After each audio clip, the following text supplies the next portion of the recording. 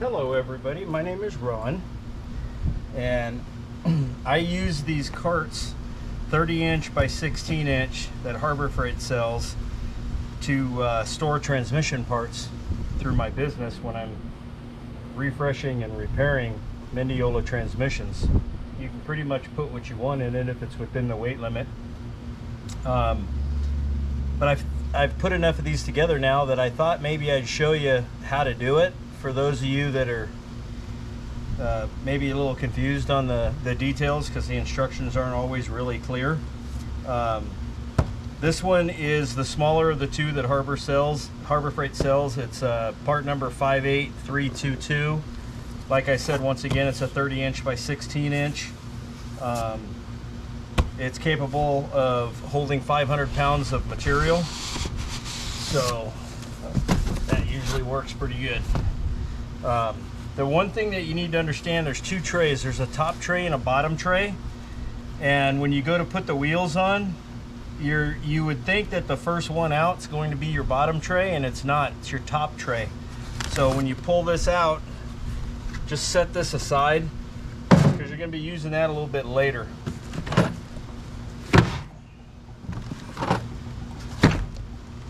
Comes with a nice little kit of all the nuts and bolts, and it is super hot out here right now, so bear with me because I'm probably gonna sweat. And here's the instructions, and that's what you get right there. That's what they give you.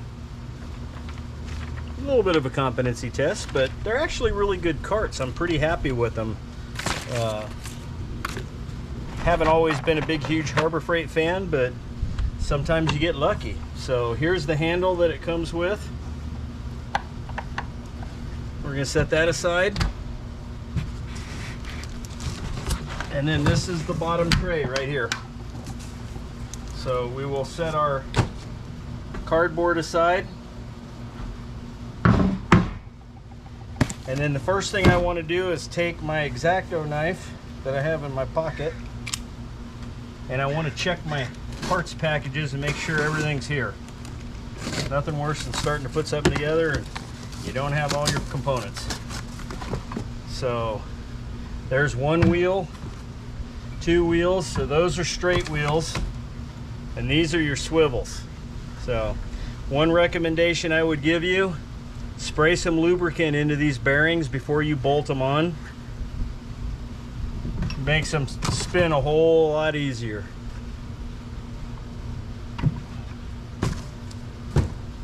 So bring up the next box, cut it open. Don't worry, that Pac-Man sound just means I got a text message. These are our uprights. There should be 4 of them, and they should be marked. Although, to be truthful with you, they pretty much only go in one way. If you get it wrong, you'll know it. Alright, so that one's out of here. Let me check my text message real quick, make sure it's not a customer.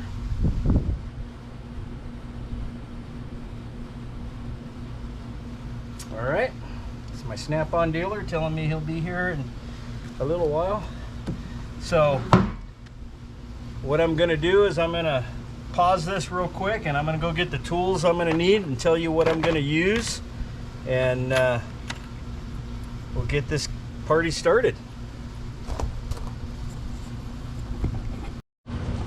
Alright, so here we are. So the two main tools that I'm going to be using, you can do this with a hand wrench. 9/16 is what I'm going to use. I believe 14 millimeter would also work. But I'm going to use an impact, and you'll need a Phillips screwdriver. That's the one that's got the plus on the top of it. And then the first step that we're going to do is we're going to take these uprights. These are the posts that go between the bottom tray and the top tray. And what you're going to do is find out which one fits in the groove. So if you look at this, you've got an angle, but you've also got a foot, right? And there's 2 of these, and then there's 2 with the foot the other direction. So if you were to try to take this and put it in here, it won't fit. because you can clearly see that the 4 holes that the bolts go through are aimed the wrong direction, so you wouldn't do that. If I take and I put it right here, it works. I just take it and pop it down in there, and then I take the next one. So really you're going to have a number 1 and a number 2 on each side of the long ones, of the long way, if that makes sense. So if I were to take this was a number 2, if I took this number 2 and tried to put it on the same side, it won't fit. So if I take and I go diagonal to the other number 2, then it fits. So just bump it down in there. If you can't bump it down by hand, get yourself like a rubber mallet or something soft and just pop it down. So number 1s, pop those down in there like that, and then pick up the other number 1 and go to the other corner.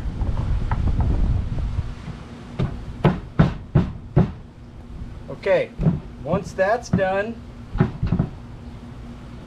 I'll do this where you can see the bolt side, and then I'll flip it and tighten it down. But now we're going to grab our wheels. Now here's the trick. You want it, there's 2 wheels that swivel and there's 2 wheels that doesn't swivel. Make sure that the 2 wheels that don't swivel are on the same short end and opposite of the ones that are gonna swivel, so the cart will steer better. You don't want both steering wheels or the steering axles on the wide path. It makes it really difficult to deal with. So take your bolt, there's 4 of these for each wheel, slide it in and push the square drive portion of the, I used to call these bumper bolts, fender bolts. Push that in there, and then I'll turn this around so you can see what I'm doing on the other side. Now that I've got that done, we'll get 2 more of these pushed through, and you can do them in whatever order you want. I think maybe for some beginners it would probably be easier if you do them crossways like I'm doing on this side. Just make sure you push the square drive in, because that's what keeps the bolt from spinning, okay? So at that point you would turn this around, and since I'm going to use the straight side, put my fingers back here, and all I'm doing is putting my fingers on the heads of the bolts on the other side. And then we'll just put this on. Put your lock washer on first.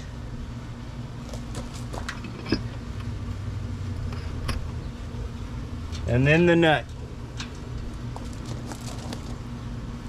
If the bolt tries to push through on you, just put your hand on the other side or have somebody hold it in place.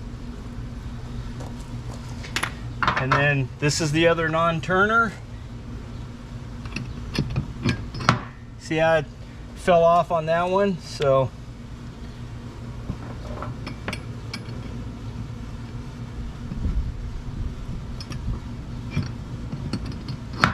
this one's a little bit more difficult to do the way I did it, so I'm going to go ahead and take a bolt and put it down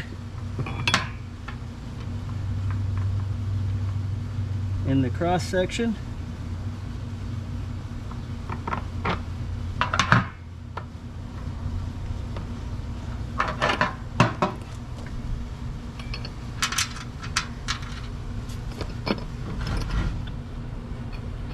Put my lock washer on.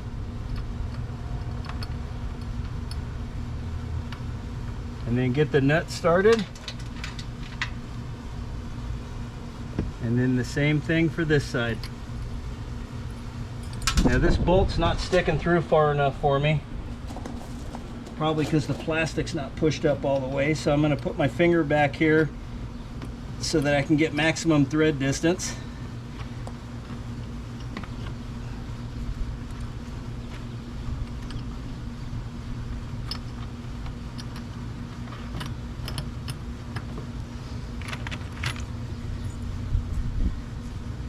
And there should be 4 of these for each wheel if it's done properly.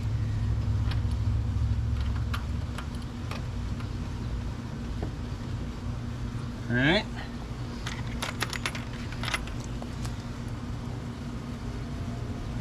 Ooh, it's hot out here today.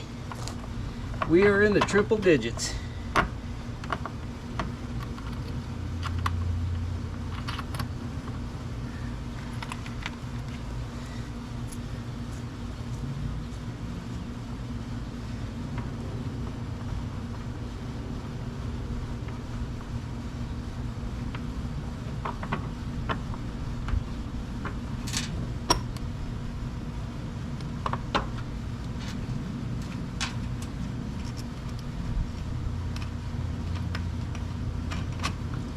Okay, so I got those on.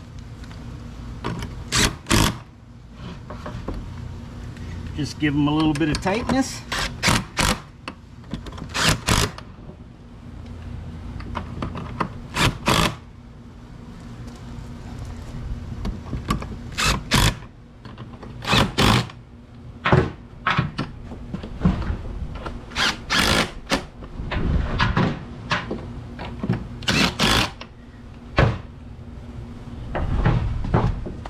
And then we'll move to our next step.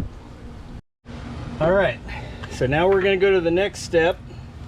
And like I said, I really like to lubricate my swivel bearings on the suspension. I actually use this. It's made by CRC. Company's been around a long time. I've been turning wrenches for 40 years, and they've been around pretty much most of it, if not all of it. This is called Power Lube High Performance Lubricant with PTFE. Actually bought this and use it for my slides on my newer Genesis Supreme, but it really works for so many other items. You just spray a little down in there. You don't even need a lot, just enough to make it wet. And trust me, oh yeah, they will spin now.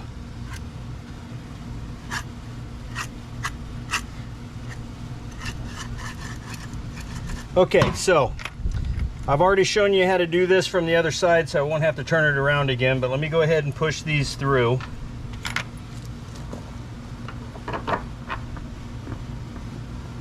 We'll get all these done together. Maybe I get lucky and one of you are building this with me right now and I'm not all alone.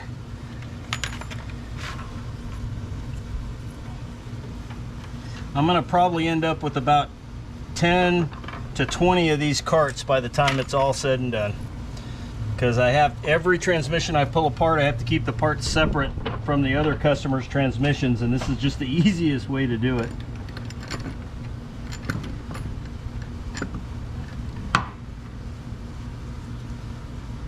So sometimes when you're by yourself, this is a little bit of a competency test to do.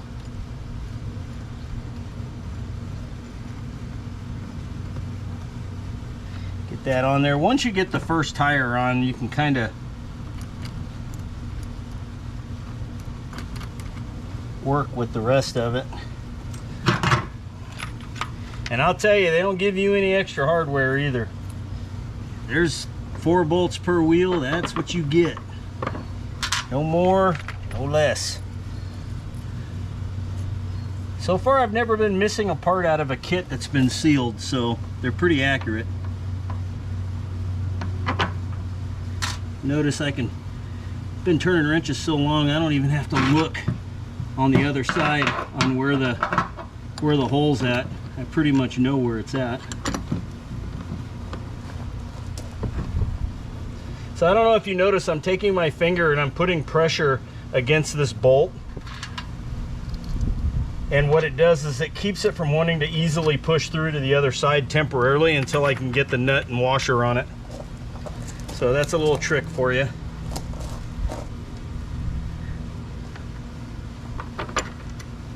And get this one in. If you want, you're welcome to fast forward to the next part of this. I'm gonna flip this over so that I can get the hardware tightened down better. It's easier for me standing up.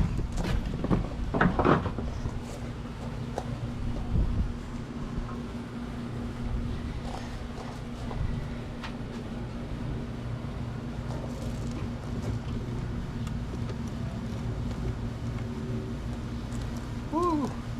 Man, it is hot out here. Okay.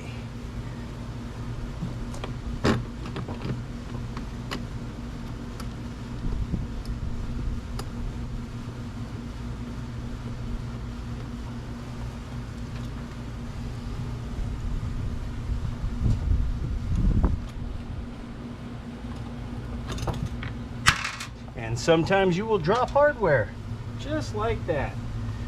Put the lock washer back on it. Try to get that nut started, just like that. I got one left, goes over here.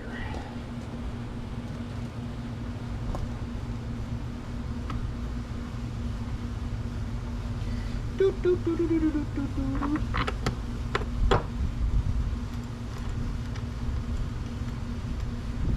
Don't forget to have fun and laugh. Been a mechanic for 40 years, and I learned if you don't laugh, then you're gonna do something else.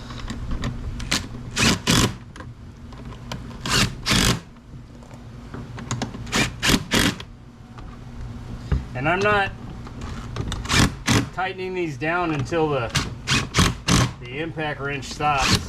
I'm just tightening them down. You're doing them by hand with a hand wrench. They're not motor mounts or engine mounts. They don't have to be so tight that they pull the bolts through the plastic. So get that.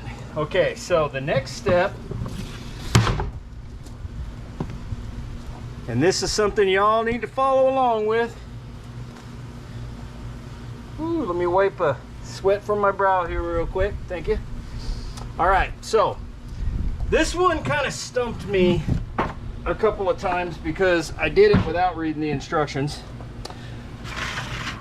But what we have here is we have a handle, and the handle is going to go on the back of the end, and it can go on either end. Doesn't matter which end you put it on, but it does matter what end you put it on. In other words, it'll fit on both ends. Does that make sense? But make sure when you put it on that the handle is on the side with the swivel tires, because otherwise you have a handle with solid tires and it's no fun to drive it that way. So to do this, see if that's in view. Yep. Okay, so to do this, you're just gonna line up these slots with the slots that are on the side of the top tray, and then squeeze. Okay, now here's the thing. Find out, let me move this box out of the way. Find out which side swivels, right? There's your steer wheel. The other side doesn't do that. You want the handle right here on the same side as the steer wheels. But here's how we're gonna do this, because it's a lot easier doing it upside down than it is right side up. So take that. Okay, so my camera overheated and I had to go put it in the house in the air conditioning and on the air conditioning vent and cool it down. So what I did was I took the top tray and I have it sitting here. This little handle might fall out if you turn it upside down. If it does, you just pop it back in. It's held in by gravity. I have the handle that we talked about on this side, so the steering wheels are going to go right here. So we're going to check where our steering wheels are. They're here, so they're going to go there. So I'm going to pick this thing up. And what I'm going to do is, instead of fighting this, I don't know if you can, let me see if I can get this thing angled down there where you can see it. Yeah, you can pretty much see. So there is a gap in this that it doesn't fit on the inside, it fits on the outside. So this little channel right here runs on the inside. So you push that down in there like that, and then the other side you get lined up, drop it down in.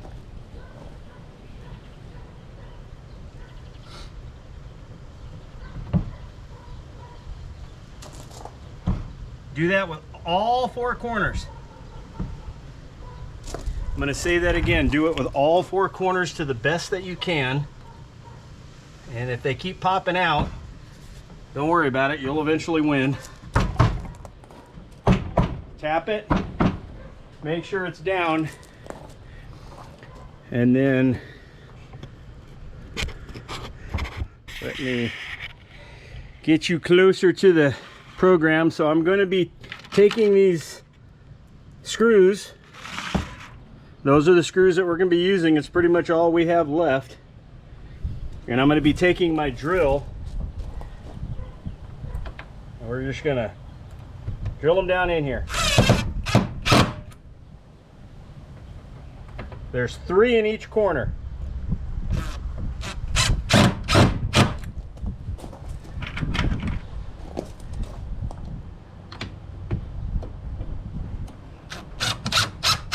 You can do this with a handheld screwdriver if you want. You don't have to have special custom tools, but it does take longer, so this is saving us time.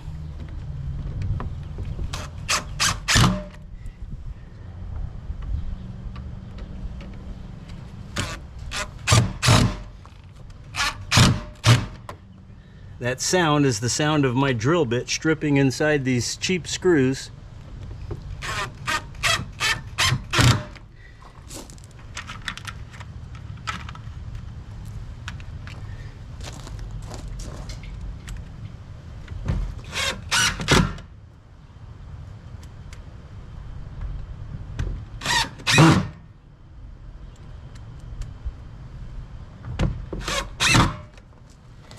There are 3 screws left,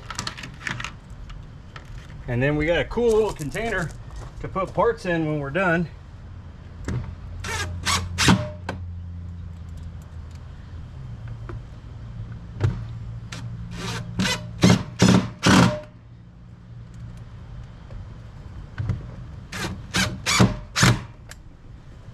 All right, so now that we got that done, we're going to double check everything, make sure it's tight.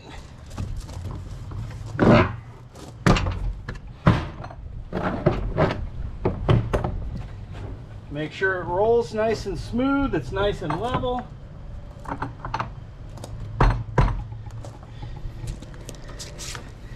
And this is what we just put together, folks. We did it together, you and me. Put that in there. And this is what we built on the tailgate, the lift gate of my service truck. Steering side is on the handle side, and she's all together and ready for work. So I don't know if I'll get to it right away, but I will try to get the parts for Amazon links for the spray lube that I use and for this actual cart, and have it in the comment section below. So if you click on the comments, it should pop up in there. So thanks for watching. My name is Ron Williams, and hopefully this helps somebody out. See you later. Everybody have a good day. And on a fun note, when you're done assembling this little cart, you get this cool little tackle box. It's actually kind of cool. This is what they put all their hardware in when you buy it. So if you like little storage containers, you'll have a nice little storage container when you're done too. Bonus.